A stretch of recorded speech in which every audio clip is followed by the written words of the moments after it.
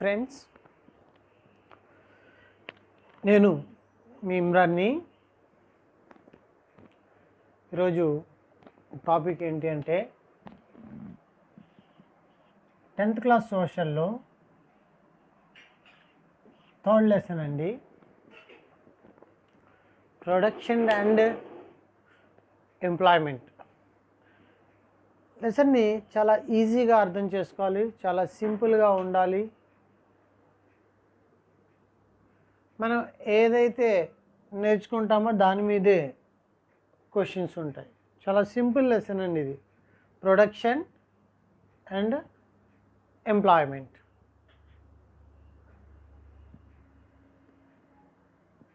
Production అంటే ఏంటి? First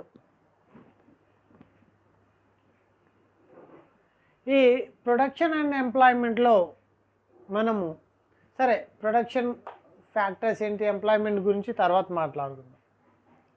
ఇప్పుడు మనకి ఫస్ట్ ఆఫ్ ఆల్ ఇందులో మనం నేర్చుకోవాల్సింది ఏంటి అంటే, ఈ లెసన్లో ముఖ్యంగా మరీ ముఖ్యంగా నేర్చుకోవాల్సింది జీడిపి గురించి.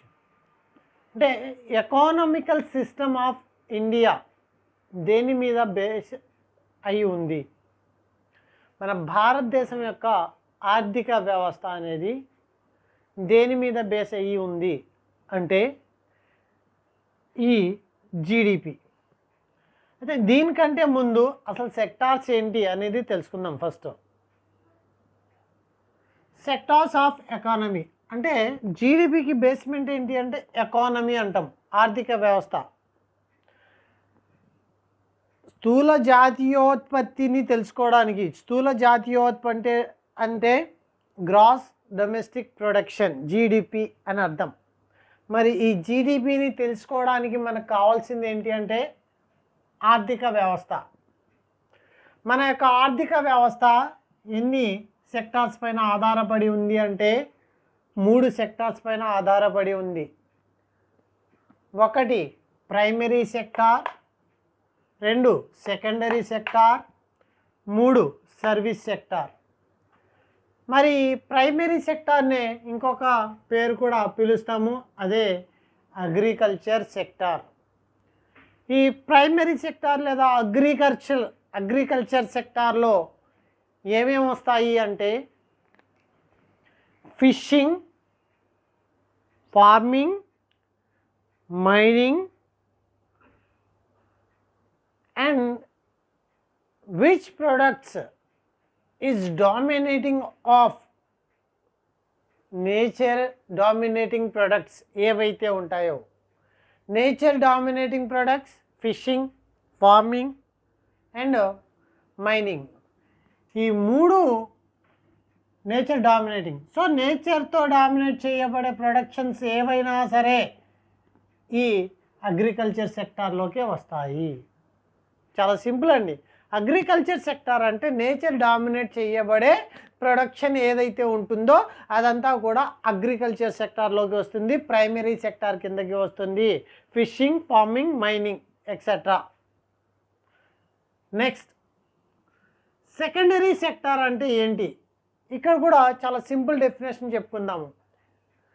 Which goods are produced by the people, use of tools and machine.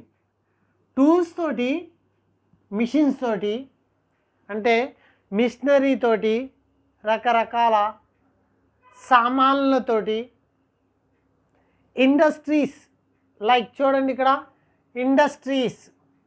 Industrial secondary సెక్టార్నే ఇండస్ట్రియల్. మ్యానుఫ్యాక్చరింగ్ ప్రాసెస్ అంటే తయారు చేయడం. నేచర్తో కాకుండా మనుషుల ద్వారాగా, టూల్స్ ద్వారాగా అంటే సమ్ చిన్న మిషనరీస్ ద్వారాగా, ఆయుధాల అంటే లైక్ ఏదైనా వస్తువు తయారు చేయడానికి కావాల్సిన యంత్రాల ద్వారాగా ఏవైనా తయారు చేయబడితే అటువంటి వస్తువులని, అటువంటి గూడ్స్ అండ్ ప్రొడక్షన్స్ని టూల్స్తో తయారు చేయబడే వాటిని సెకండరీ సెక్టార్ కిందకి తీసుకుంటాం. ప్రైమరీ సెక్టార్ అంటే nature based products, secondary sector అంటే tools and machine based products. మరి సర్వీస్ సెక్టార్ అంటే ఏంటి? Those activities do not directly produced. కొన్ని వస్తువులు ఉంటాయి, అందులో కొంతమంది యొక్క పనితనం డైరెక్ట్గా ఉండదు. ఆ డైరెక్ట్గా లేని వాటినే ప్రొడక్షన్లో, అంటే ప్రొడక్షన్ అవ్వడానికి వారు సహాయపడతారు కానీ వారి యొక్క ఇన్వాల్వ్మెంట్ అందులో ఉండదు. లైక్ ఒక చోట కూర్చుని చేసే ఎంప్లాయ్మెంట్, బ్యాంకింగ్ కావచ్చు, రైల్వేస్ కావచ్చు, టీచర్స్ కావచ్చు, డాక్టర్స్ కావచ్చు, లేకపోతే గుమాస్తాగిరి కావచ్చు, అటెండర్స్ కావచ్చు, చార్టెడ్ అకౌంట్స్ కావచ్చు. అంటే ఒక ఫ్యాక్టరీ రన్ అవ్వడానికి చాలామంది కంప్యూటర్ ఇంజనీర్స్ కూడా కావాల్సి వస్తుంది. సో ఈ కంప్యూటర్ ఇంజనీర్స్ అంతా కూడా సర్వీస్ సెక్టార్లోకి వస్తారు. మరి ఆ ఫ్యాక్టరీలో పనిచేసే వర్కర్స్ అండ్ తయారయ్యే వస్తువులన్నీ దేని కిందకు వస్తాయిరా అంటే సెకండరీ సెక్టార్కి వస్తాయి. మరి ఆ ఫ్యాక్టరీకి కావాల్సిన ఉత్పత్తి, మూల ఉత్పత్తి వ్యవసాయం నుంచి, అంటే లైక్ క్లాత్ తయారవడానికి పత్తి కావాల్సి వస్తుంది. ఈ పత్తి అనేది ఎక్కడి నుంచి వస్తుందండి?